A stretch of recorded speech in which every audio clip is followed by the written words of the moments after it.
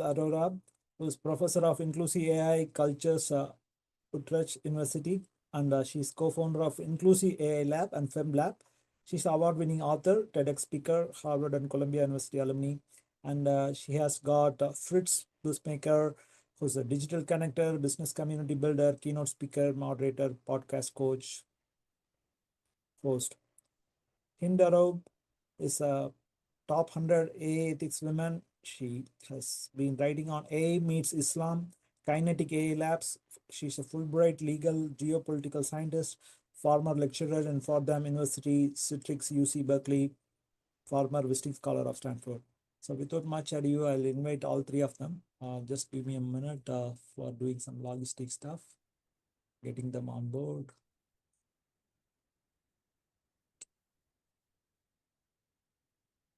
There we go.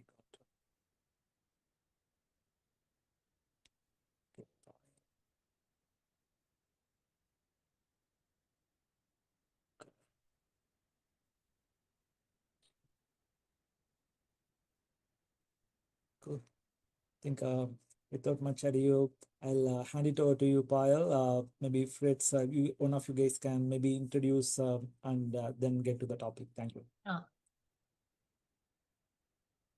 Hi, hello, everybody. Hello. So frITs, I guess you're muted, by the way, frITs. Are you okay right now? Yes, now it's fine. Yes. For the audience, Payal, Hind, and I decided to turn this into a fireside chat. And I first would like to invite Payal and Hind to briefly, in one line, introduce why they feel they should be part of this panel on global accountability. Payal, may I ask you first to what's your one-liner? Sure. Being a digital anthropologist, I basically bring insights from the field to design. And I think that's really essential if we want genuine accountability for those who are most impacted. Okay, thank you. Hind. Hello, everybody. Thank you for the invitation. What brings me here? I'm really eager to bring my share to AI ethics discourse and implementation and accountability from global and regional standpoints as founder of AI Meets Islam project. So that's what brings me to this conference. Great. Okay.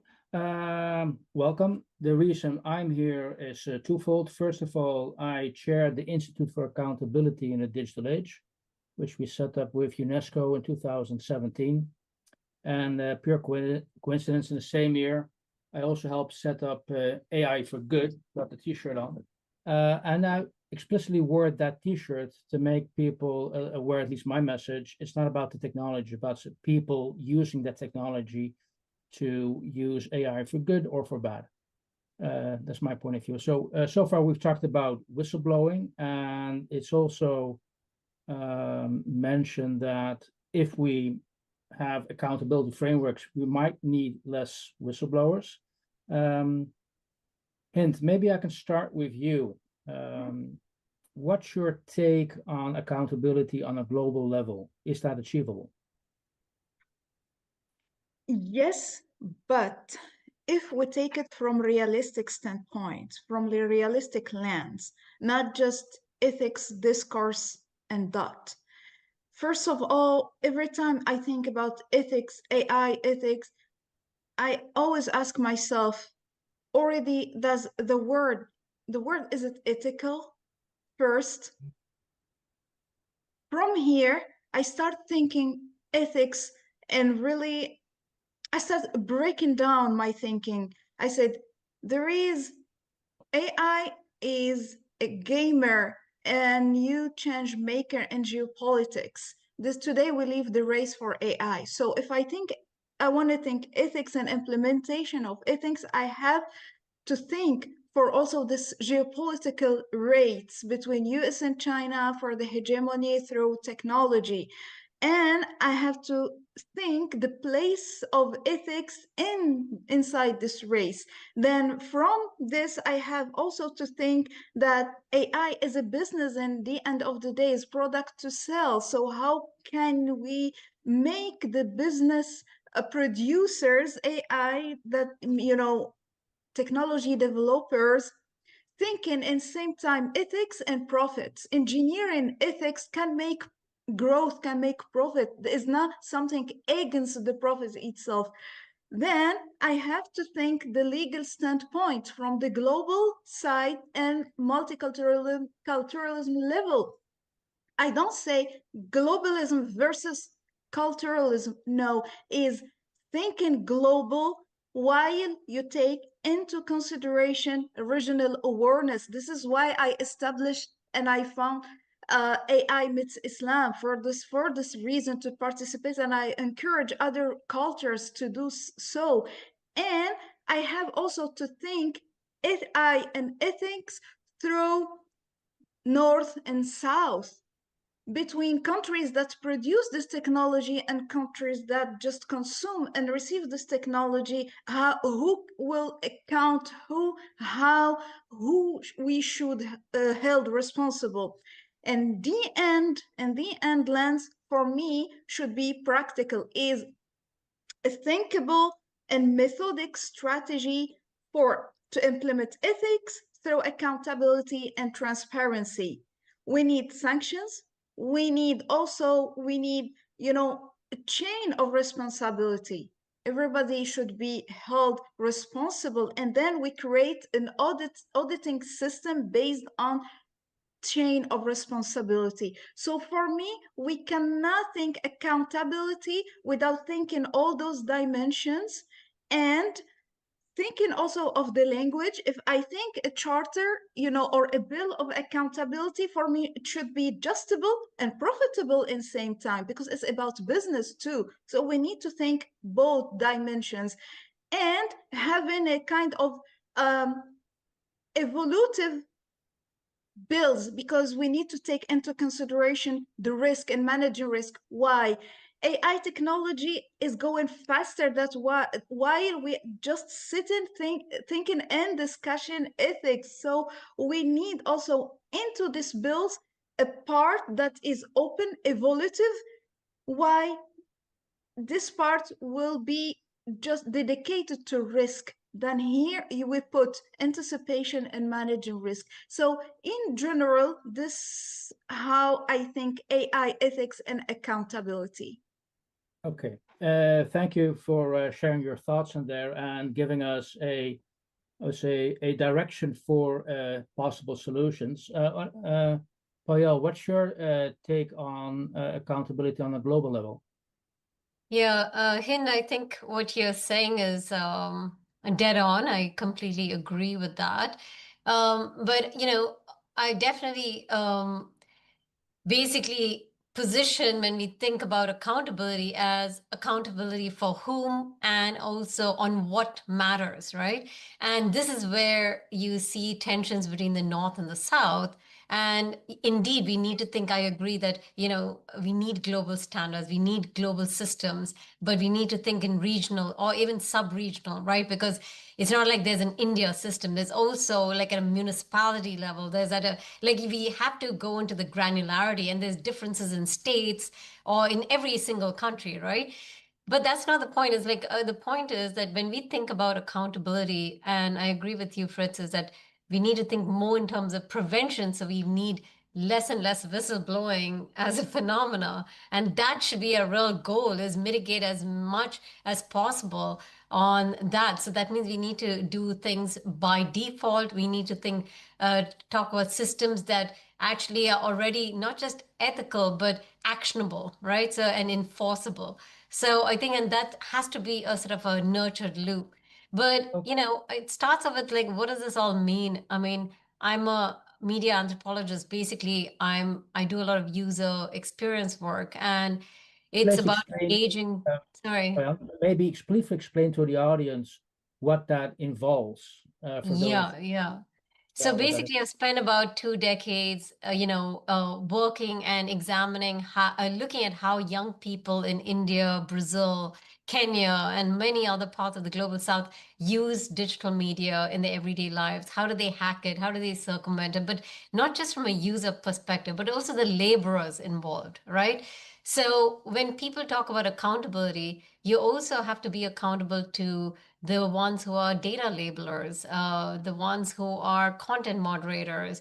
A lot of actually, we need to map out the chain of workers across board. So when I'm sitting in Amsterdam, and oftentimes when people are talking about, oh, we need accountable systems, and we're talking about the workers, they have it's like an iceberg. Actually, they just see workers at a very small sliver, but who are documented, who are very visible, who have agency, who are part of unions, and not the majority of the laborers that don't get accounted for. And actually, there are dual systems, right? So oftentimes, say in Europe, look at like in the prior episodes, like on WhatsApp, right? They will have a different policy for Europeans and different policy for the rest of the world because you can get away with it, right? So the fact is that we need to push against these double standards because we need to genuinely think about for whom should we be accountable to, which is not just users, but also the back-end laborers, in terms of fair and ethical work, decent work, the kind of burnouts they're having. I mean, the nature of whistleblowing takes on very different forms, right? And it's not just that, oh, they've stolen our data. There's so many layers to what are the problems. And as we expand the variety of people who are involved and who are most subjected to the harms, we start to think about whistleblowing in much more pluralistic ways than we typically have in our mind, right? So one small example before I hand it over to you, Fritz, is like when we talk about, the biases. Oh, this is terrible how algorithms are biased, right? And that these computer scientists, people have this image that there's a small group of computer scientists who have developed this entire system and they've put all their like biases into it. But actually, a lot of it gets outsourced. And when you talk to these average people who are doing small little bits of coding, they have no idea what they're coding for. Like in many parts, whether it's the Philippines, India, etc., they're just doing this tiny little bit. They don't have oversight. So should accountability be about transparency and oversight? What are you building these systems for, right? Who are you actually expressing the accountability to? How much information do you share, right? And so I think that really matters because, firstly, you may not even have the chance to even say that you're doing something wrong because you don't know what you're doing. You don't, it's just a job. So I think there's some sort of reckoning about, what is, it goes back to what do we mean by whistleblowing for us to even build a system of, accountability. So. Wow, some big thoughts here from both of you, to be honest. Now, I'm going to be a little bit of a devil's advocate here, and I want to point to the website of the OECD. The OECD has a catalog of tools and metrics for trustworthy AI. And when it was first set up, it had about 250 tools in the system. And I'm looking at the website right now. Any idea how many tools they have right now? And we're talking about a couple of years later. No. 939 tools. So my observation is the number of tools we have to regulate AI, to create trustworthy AI, we have more than enough. We have over 3 tools per country to implement. And I realize it has implications on culture and industry, but the fact that we have a growing number of tools, for me, is more symptom that we're not fixing what we should be fixing. So it's not about creating the tools. It's a completely other discussion we should be having. I'm just wondering what your take is on from both of you on the fact that we already have that many tools to select from. I love that. It reminds me of I was working with UNESCO sometime back and at this event, and It was there was this price-based incentives for developing AI for good apps, etc., right? And the problem with that is that, you know, you land up having everyone compete, right? And create like 100 gazillion tiny solutions, but they're built for failure. It's almost like gig thing. Once the money dries out, it becomes part of the cemetery of apps.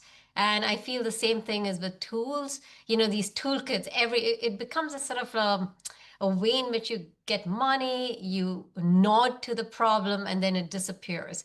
And also, by the way, currently I'm on a project, another one of the European massive projects on AI ethics.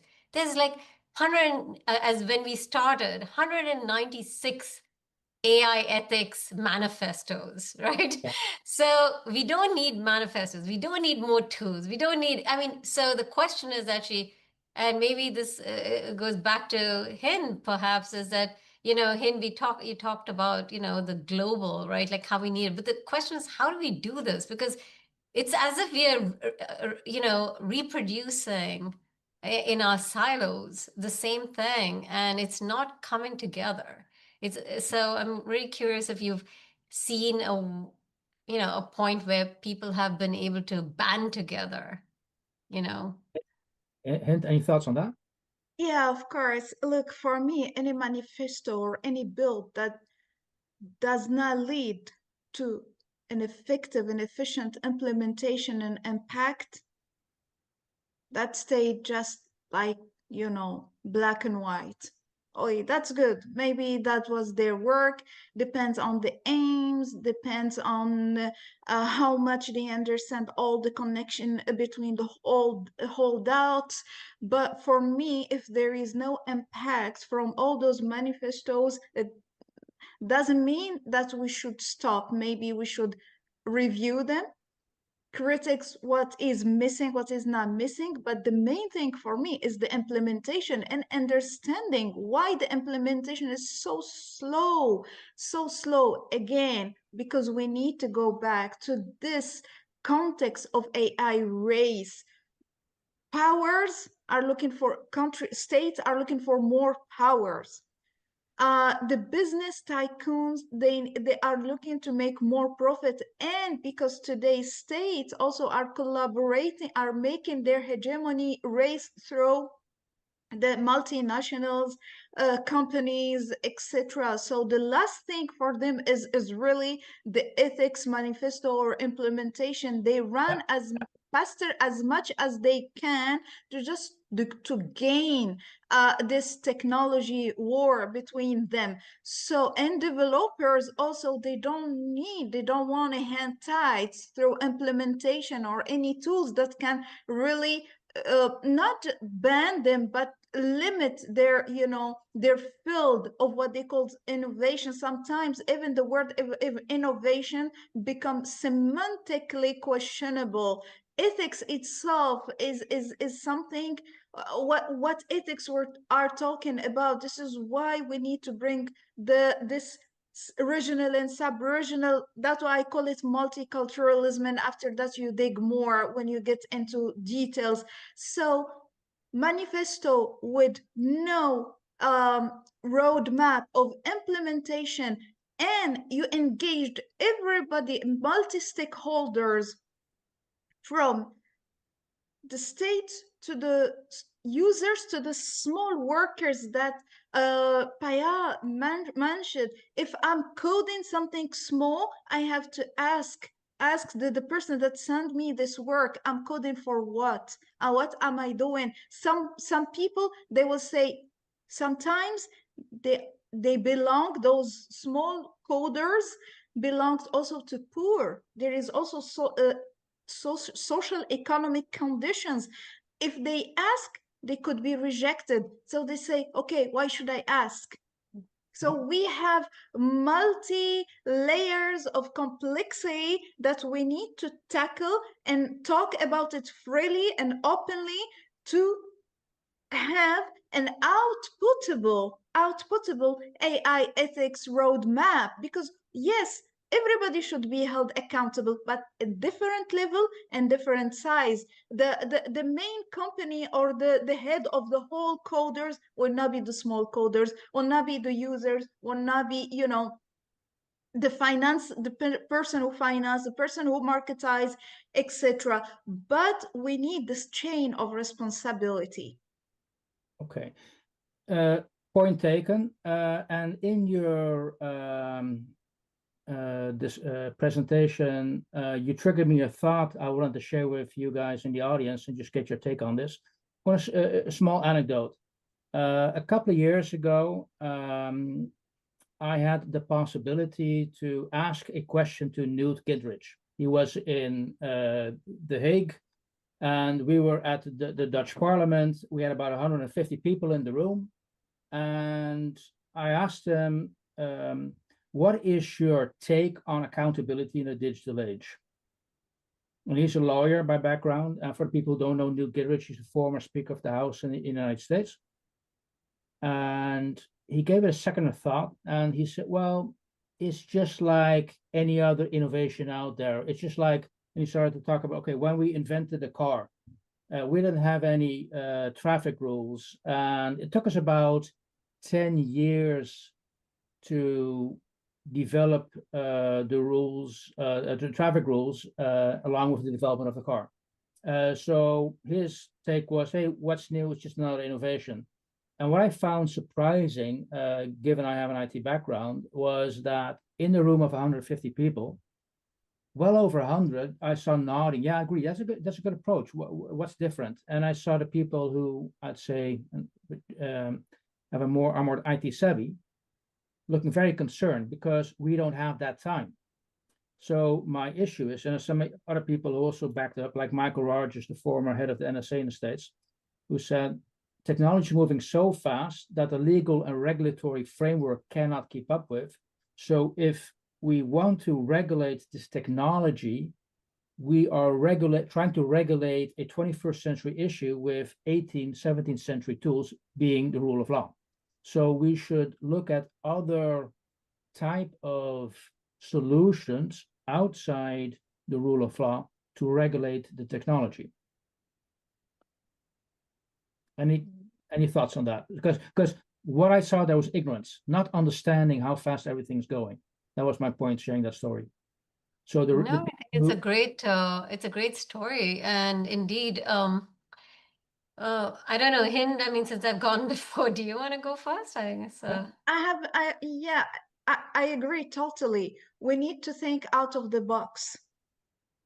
And this is why I said in the bills, we need a part dedicated to risk management and anticipation. That the only way today we can just reduce this space, between running just behind the technology. Okay, they are running fast, but we can anticipate. So you go through anticipation and risk management, and you bring all the whole, international lawyers.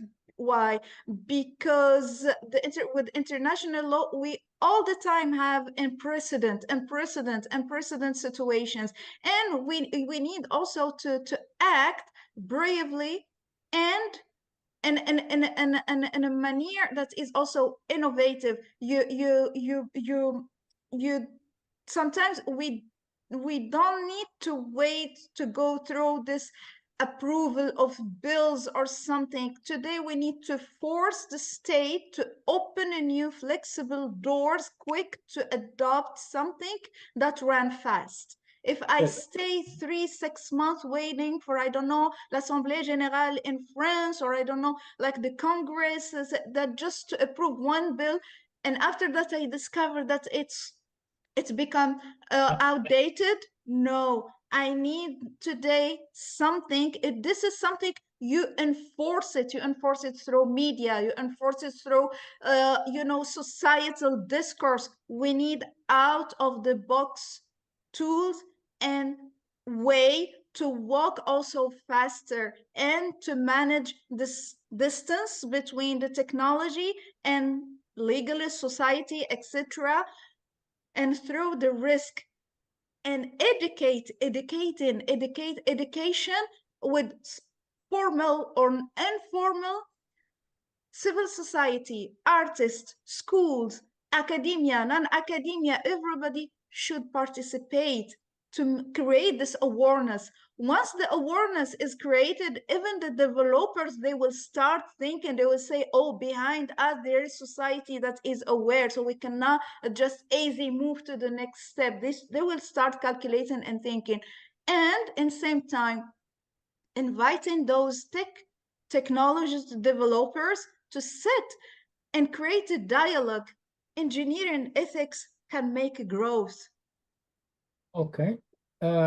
And good points. Payal, you want to add on this or Yeah, actually, absolutely. I think you have really identified this perspective of culture, a culture of practice. Because just because you can do something doesn't mean people will do it if we come up with a critical mass that pushes against a particular culture of practice and then normalizes. Like, for example, like just think about in the past when mobile phones. I remember when mobile phones first came, right? I was in India, I'm from Bangalore, and we went to the movie theater, and people weren't putting their ringers off. They were like answering the phone call during the movie. And very quickly, I would say within a few like months, it became a no-go. Nobody sent out a memo. It wasn't a legal thing that you can't use it. There hadn't actually been any rules in place. But there's a critical mass of people who felt this is ruining our experience of this particular moment and that we believe in the value of switching it off, right? And this is just an example of how do we need to establish a culture of practice where people value certain kinds of behaviors and it sets precedent. But I do want to, like, I think you're bringing, I do want to pick with that example because there's some fundamental points we need to unpack here. One being is that, in Europe and the US, law is really, very much at the center of accountability, right? In the most of the world, they don't take law in that kind of a serious manner because they don't believe it works for them, right? Most people will not go to lawyers, right? Most people don't see it as a genuine resort to, gaining justice. So I think we have to understand that laws oftentimes have been built to establish and maintain power, not to protect those who are, the most vulnerable. And that kind of culture and mindset towards legality, and trust is actually something that we are starting from. And we tend to take our Western assumption of the way we look at law and impose it, and we expect the same kind of mindset across board. So we're starting in two different places. And the other is, I think it's kind of, I hear this a lot. Oh, regulation is basically it should be catching up and it's always behind, lagging behind innovation. And it's like, yes, what do you expect? Do you want people to regulate something that has not become what it is? Of course, a new technology becomes what it is after it has user practice across the different parts of the world. So it's not that regulators are unimaginative or not fast enough. There's a reason why they're not fast enough. They're not meant to be fast. They're meant to be sustainable. They're two different things. Innovators move fast. Regulators have to move slower because they need to think systematically about long-term impacts. They need to think about, can we give this tool breathing room in different contexts and cultures? Because how can we believe that we know the answers? When the internet came up, whoever was behind the creating of the internet, could they have foreseen what it would have done? Of course not, because the beauty of technology is it plays out in the most beautiful different forms as well as the most perverse, right? And we definitely see the harms. But we don't have that kind of foresight because human ingenuity, creates new kinds of problems and solutions. So I think that itself, it's not the fault of being slower. It is the nature of the beast. It's about having a close relationship And it's about the detail of intervening at the right point, at the right thing, and taking it into account a variety of different harms and practices of opportunities across different borders, right? And that's where we should be channeling our energies, right? Payal, excellent point. And you want to add to this? Otherwise, I want to move on to the next question I have for us, actually. Hint or not? Okay. Excuse me? No, I thought you wanted to add something to the discussion. Yeah, quickly. sure. I want to add to Payal thoughts that when we talk also about the legal side, we're not really talking about just the practicability of the idea. We're talking about the discourse, legal discourse itself. Definitely, any legal system to be sustainable, that you need to think it. But first of all, you need a whole debate coming from the whole parts of the society, policy decision makers, philosopher, academia, media, etc. Then you put sets of sustainable legal systems. So, but definitely what we need also with this new generation, I do believe that the coming generation of tech developers maybe will be more ethical. This year, I mentor a group of engineers, young, very young, and they told me they were very happy about challenging them with some questions and philosophical questions, etc. And they told me we're never being taught this way. We are taught to create a system, but we don't think after that we create to whom, what is the impact, etc. But now we start incorporating this thinking while we are thinking to develop a system, an IT system. This, for me, should bring applied dialectical course in all engineering schools. Yeah. That's Well, it. fully agree with that. I became an engineer almost 40 years ago, and I never once was asked an ethical question because you were doing engineering stuff and the impact on society was not relevant.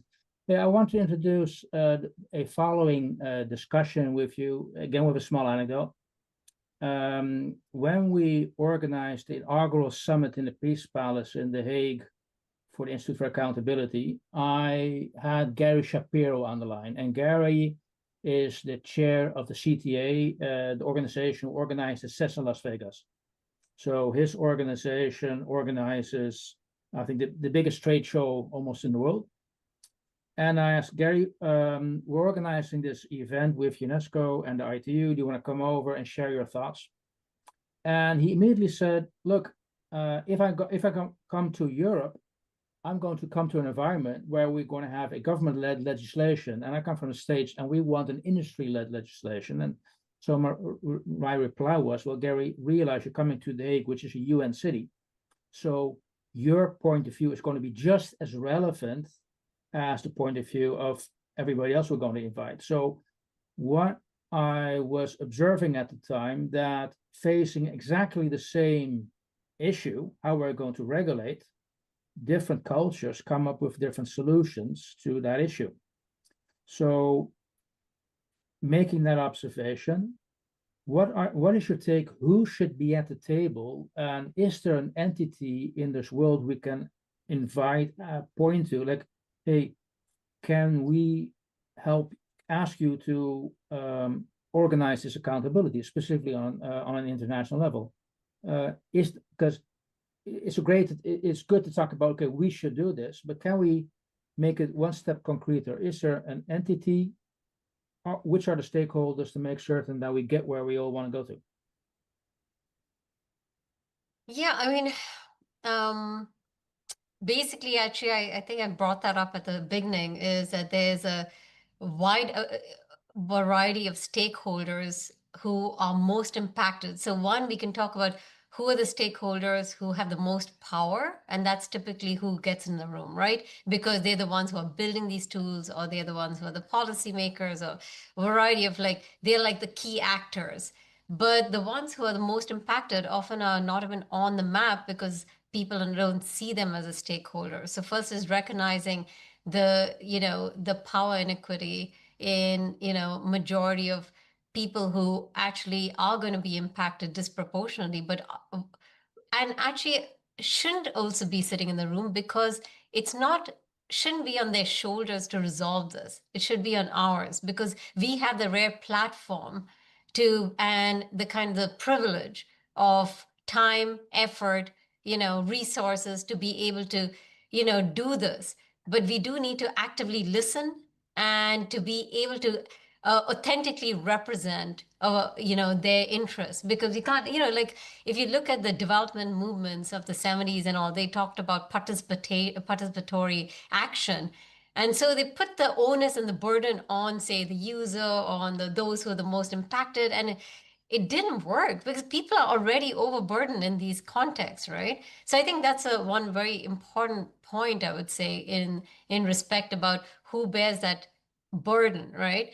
And the other thing is, actually, we should look at accountability not as a, I think it's tempting. It's the same thing with regulation. Like, it has such bad PR, like, maybe we should take a page from what Hind is saying, right? About, let's shift the culture of practice and culture of thinking. Accountability and regulation also can get the market to work again. So I sit on the digital economy board in India, where it's for the last 3 years. And I find it very interesting is where they are like invested in making the market work again. So they're doing something interesting where they've partnered with Proces, which is Nasper based in Amsterdam, actually, and which is a venture capital company. So it's a unique collaboration between one of the biggest venture capital companies in the world for emerging markets and a government state, right, in shaping policy, shaping regulation. And why? Because they see regulation closely tied to opportunity. And that makes sense, because you want the market to start working again. And it only will work when it has an even playing field. And you want things to be fair, equitable, because, they need to also be at the receiving end in a fair manner. So I think it needs a little bit of a rebranding, shall we say, a little PRing, but also it's a real shift in culture of practice that no, accountability and regulation is not a stick, it's actually a carrot. If you recognize that it is giving a whole, host of freedoms for a wider group of people, if we do it right with the right guardrails. And we have to do that mind shift, right? I like that thinking. And anything to add to that? Yeah, I will emphasize my thought on having applied dialectical thinking with all those IT developers, technology developers. When I talk about accountability, I don't talk about this concept just from the small legal window. For me, it's a philosophical concept, and it is part of ethics. And also, once you are accountable, that means you are transparent, that means you will have clean and hygienic data, that means you can make more profits. You can make more profits if you respect this attitude. Let's take it as thought, as thinking, and as attitude in same time. Is not something that it's like, is accountability is like sanction. It's not sanction, it's a value. It's a value if you embrace it in your business, because we should not forget AI is a business, is a market. People are looking, are racing each others, are competing each others in national level and also in international market. Everybody is running to global market. Everybody want to globalize their products. But okay, you are welcome, do it. We encourage you. We're not against or we want to ban innovation technology, but when you yourself you account yourself before even law, and you are transparent, and you ask your engineers to implement ethic in their process, and you start saying, okay, data is, it's, it's the horse of AI. So instead of still embracing the social media era based on stealing data today, no, let's recognize our sources, let's make it clean, let's make it hygienic, let's even make the users that from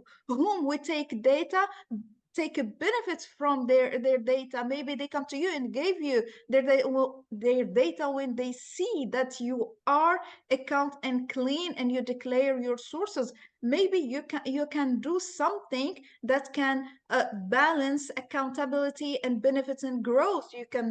I'm just thinking out loud. You can say, for example, okay, be accountable, clean your data, and we can maybe dedicate that from your tax. More you're clean and transparent, more maybe we can be gentle in terms of tax. But this is not reality in all societies. This is why also I'm talking about emphasizing the regional and sub-regional thinking. I want to just give small example on sometimes the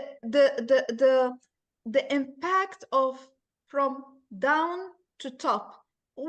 I'm not in general supporter of that all decisions should be top down.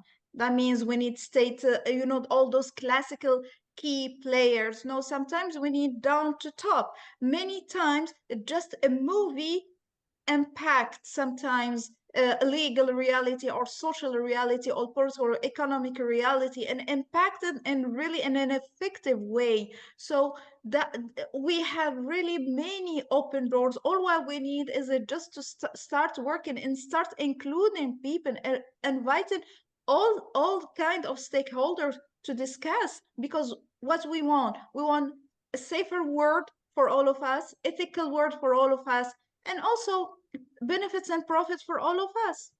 Yeah, Hind, both Hind and Payal, I very much appreciate, I think, your call for, say, knowledge, understanding what is behind this. And also in what you said reminded me of the work of a professor called Alex Edmonds. He is a professor in finance at the London Finance School. And he wrote a book called Grow the Pie based on his research to see if there's a relationship between profit and purpose. And he demonstrated that profit and purpose are fully aligned only if the organization takes a longer term perspective.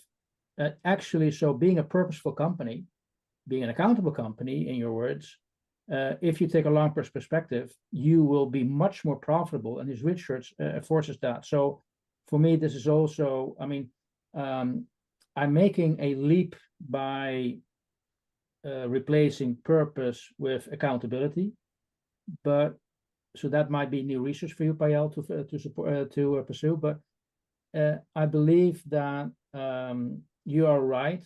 If we educate people that accountability is not a stick but a carrot, Payal, as you mentioned, we might get not only the developers and the speakers and the owners of this technology behind this, but much more the general public, the audience who are going to make a decision, are going to be powerful by walking with the feet, by using or not using it, by truly understanding what this technology is going to bring.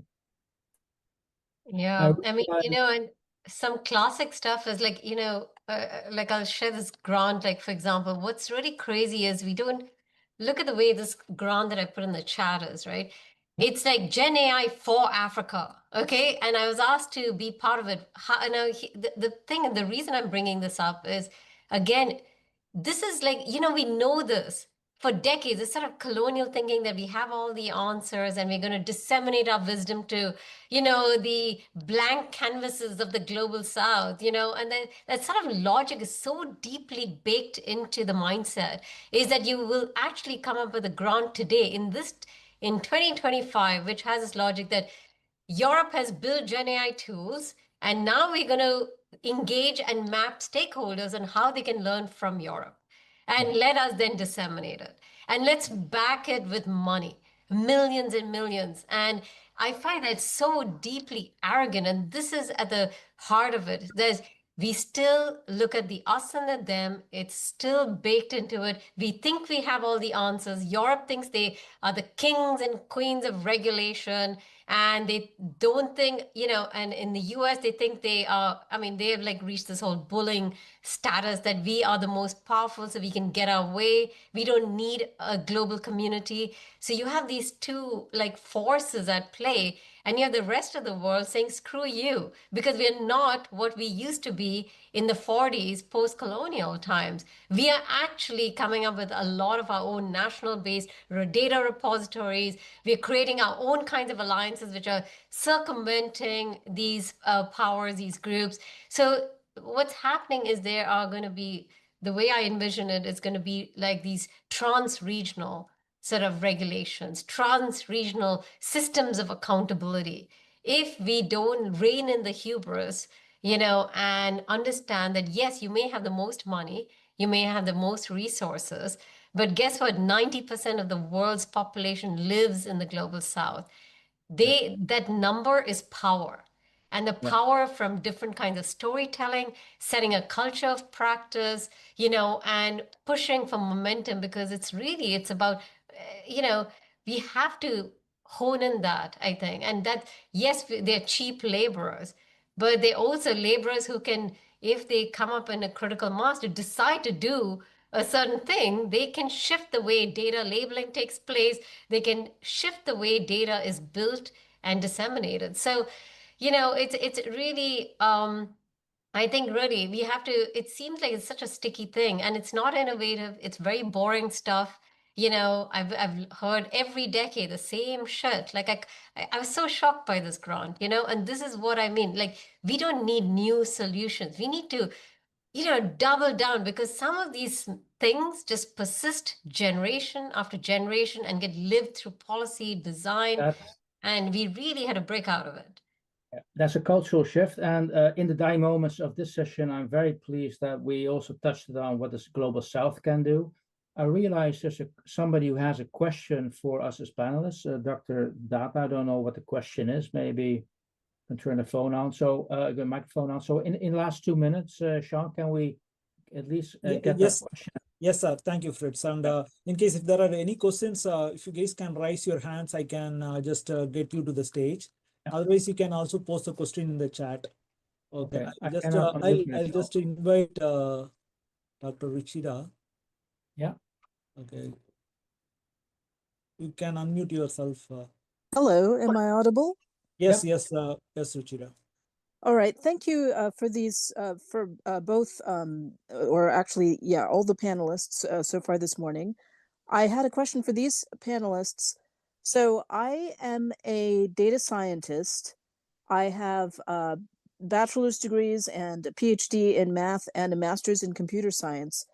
And the only ethics course that I was required to take, it so happened that I was doing postdoc in computational biology. And by the NIH, I was required to take a course in responsible conduct of research, which I took with Professor Charlie Gross of Princeton, who was visiting Berkeley at the time. And that was very enlightening and illuminating, and it was a great course. And I'm glad that I was required to take it, but that was not in any curriculum that I was required to take during my education in math and computer science. Now, it may be that some universities do have ethics courses that that people who are going into software engineering or into development of AI are required to take, but my guess is that it's probably very uneven. So what would you suggest? The course that I took was actually, it was not very long, and it was very it was several weeks, and it was very illuminating in a short period of time. So what would you suggest is the minimal kind of course about human subjects and how to how we should we as technology developers should learn to take responsibility and be accountable? Thank you. Payal, can I ask you to briefly answer that question, because I realize we're out of time? Yes, I mean, thanks. That's a very good question. And I think basically the good point here is that we are in a different time. Computer scientists are increasingly aware and are getting more, actually taking leadership. In fact, we are, like, for example, what they're looking at is not just ethics, but as a course to take, but an ongoing community of practice, because these ethical issues and challenges are ongoing. It's not like, oh, now that I've done this, I can move ahead. you're going to encounter it. So what I see is that we are creating this collective where we can run through, certain kinds of dilemmas and decision making. And I think that is really important. But it is happening now. It's not just about following particular kind of manuals. It's actually creating new kinds of ways in which uh, you know computation can also be in alignment with the values. And I think we need to actually map out all these kinds of efforts.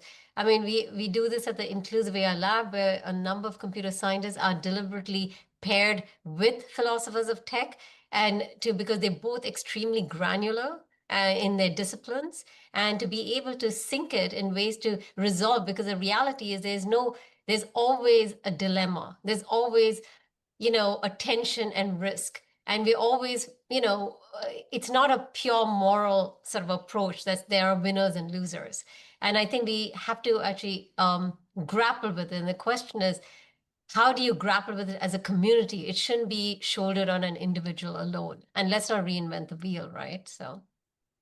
Payal, thank you so much. Hind, I'm looking at Sean, given the fact that we've run well over time. I have one sentence. Yeah, I have just one go sentence ahead. for the course. Yeah, go ahead. Yeah.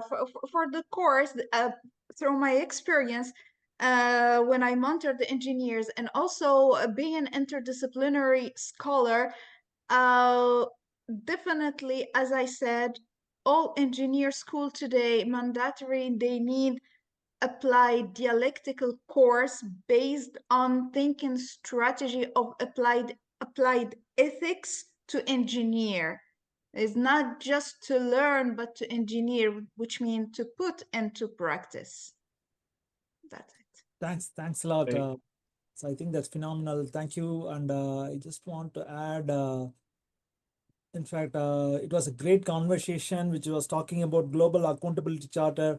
I think all frITs, Payal, Hind are coming from different parts of the world, Spain, Europe, many other different parts of the world. And I think they are talking about this Global Accountability Charter draft for the ethics industry, AI industry from the ethical context is a great conversation. So I think without much ado, thanks a lot for taking time out of your schedule. I think this is a late evening for many of you. Thanks a lot. Sincerely appreciate on a very short notice, you guys all have come together. And despite multiple dissuading efforts from those larger forces, you guys have been staying with us. And thanks a lot. Sincere thanks. Yeah. And thank you, Fritz, Thank for moderating and taking all this initiative. We really appreciate it. And thanks, Sean, for bringing us on board. Thank you. Thank you. Thank you, Sean. Thank you, Payal. Thank you, Fritz. Thank I Great enjoyed. discussion. Thank Stay with you. us. Yep. Great And, discussion and great okay. moderation, Fritz. Thank Thank you, you. Thank Payal. you. Bye Thank you. for the interaction. Bye. Thank you. Thank you. And without much